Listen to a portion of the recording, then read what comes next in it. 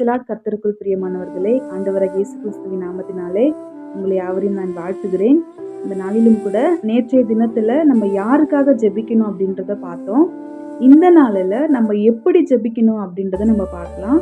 Mark எழுதின சுவிசேஷம் 11ஆம் அதிகாரம் 25ஆம் வசனம் 26ஆம் வசனம்.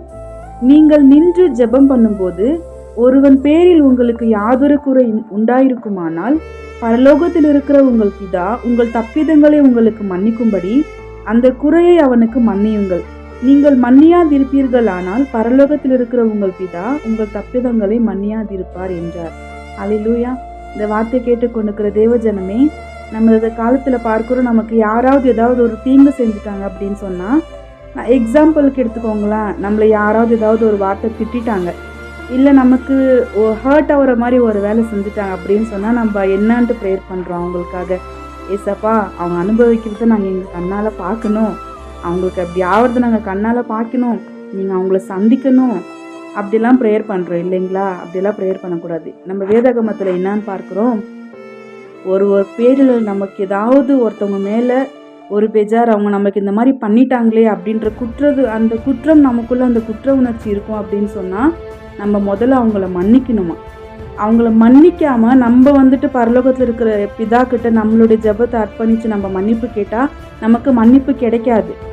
ஏன்னா பிறருடைய குறையை வந்துட்டு நம்ம பெருசாக எண்ணிக்கிட்டு அவங்க நம்மளுக்கு இப்படி பண்ணிட்டாங்க, அவங்க அனுபவிக்கிறத நம்ம பார்க்கணும், அவங்களுக்கு இப்படி ஆகணும் அப்படி ஆகணும் அப்படின்னு சொல்லிட்டுலாம் ப்ரேயர் பண்ணக்கூடாது. மெயினாக சொல்லணும்னா, நமக்கு யாராவது விரோதமும் ஒரு காரியம் பண்ணியிருக்கிறார்களா, நம்மளை ஹர்ட் பண்ணியிருக்கிறார்களா, இல்லை நம்மளை அவமானம் பண்ணியிருக்கிறாங்களா, பிறர்கிட்ட நம்மளை பற்றி இல்லாதது பொல்லாததெல்லாம் சொல்லியிருக்கிறாங்களா, அது நம்ம காதில் கேட்டு நம்ம அவங்கள மன்னிக்கணுமே தவிர அவங்களுக்கு விரோதமாக பேசக்கூடாது. ஆமாவா, அவங்க அனுபவிக்கிறத நம்ம பார்ப்போம், அவங்களுக்கு அப்படியாவது நம்ம பார்ப்போம், இப்படியாகிறத பார்ப்போம் அப்படின்னு சொல்கிறது யாருங்க?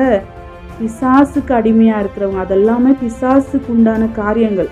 அவங்க ஒருத்தவங்களுக்கு வலிக்குது. ஏசப்பா பார்த்தீங்கன்னா அந்த காலத்தில் ஒரு கன்னத்தை அறையும் போது இன்னொரு கன்னத்தை காமிக்கிறாரு. இப்போ இருக்கிறவங்க ஒரு அடி அடித்தா நம்ம 2 அடி சேர்த்து அடிக்கிறோம் இல்லைங்களா? அந்த அளவுக்கு இல்லைன்னா கூட ஒருத்தவங்க நம்ம ஒரு வார்த்தையை அவங்கள நம்ம மன்னித்து விடுறதுல என்னங்க நம்ம குறைஞ்சு போயிட போகிறோமா? அதனால நம்ம குறைஞ்சு போகிறதே கிடையாது. அவங்கள மன்னிக்கிறதுனால இன்னும் நமக்குள்ள ஆவிக்குரியமான காரியங்கள், ஆவிக்குரிய ரகசியங்கள் நமக்கு இன்னும் அதிகமாக தெரியும். ஏசப்பா நம்மளுக்கு தெரியப்படுத்துவார். அதனால ஒருத்தவங்க மேலே போறாம, எரிச்சல், அவங்க இப்படி பண்ணிட்டாங்கன்றது அவங்க பின்னாடி நம்ம பேசுறது, அப்படியெல்லாம் நம்ம பண்ணுறோம் அப்படின்னு சொன்னோம்னா, நம்ம என்னதான் உபவாசம் எடுத்து ஜெபிச்சாலும், நம்ம என்னதான் முழங்காலோடு ஜெபிச்சாலும், நம்ம என்னதான் 48 மணி நேரம் 3 நாள் 7 நாள் 20 நாள் 21 நாள் 40 நாள் நம்ம என்ன உபவாசம் எடுத்து ஜெபிச்சாலுமே, இன்னொருத்தர் மேலே கசப்பான காரியத்தை நம்ம இருதயத்தில் வைத்துக்கின்னு நம்ம ஜெபிக்கிறோம் அப்படின்னு சொன்னால் நிச்சயமாக அந்த ஜெபம் கேட்கப்படாது, அதற்கு பதிலுமே நமக்கு கிடையாது. ஏன்னா பிறருடைய தப்பை, பிறர் நமக்கு செய்த காரியத்தை நம்ம மன்னிக்காமல் இருக்கிறோம் அப்படின்னு சொன்னால் பரலோகத்தில் இருக்கிற நம்ம பிதா என்ன பண்ணுவாரா, நம்மளோட தப்பை, நம்ம செய்திருக்கிற எப்படியாப்பட்ட தப்பாக இருக்கட்டும், நம்ம சின்ன தப்பாக செய்திருந்தாலுமே அதை மன்னிக்க மாட்டார்.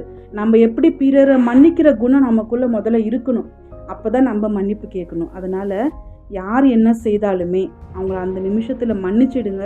மன்னித்து அவங்க கூட அன்பாக இருக்க பழகுங்க. அப்போ தான் அவங்களுக்குள்ளேயே தோணும், ஐயோ நம்ம இவங்களுக்கு இப்படியெல்லாம் பண்ணோமே, ஆனாலுமே இவங்களை நம்ம அதை மன்னித்து நம்மக்கிட்ட பேசுகிறாங்கல்ல, அந்த நேரத்தில் ஏசப்பாவுடைய நாம மகிமை பெறும். ஏன்னா இவங்க கிறிஸ்தவங்க, அதனால இவங்க நம்மளை மன்னிச்சுட்டாங்க, நம்ம என்ன பேசினாலுமே இவங்க என்ன பண்ணுற அதை பெருசாக எடுத்துக்கிறதில்ல அப்படின்றப்ப அந்த இடத்துல யாருடைய நாமம் மகிமை பெறும்?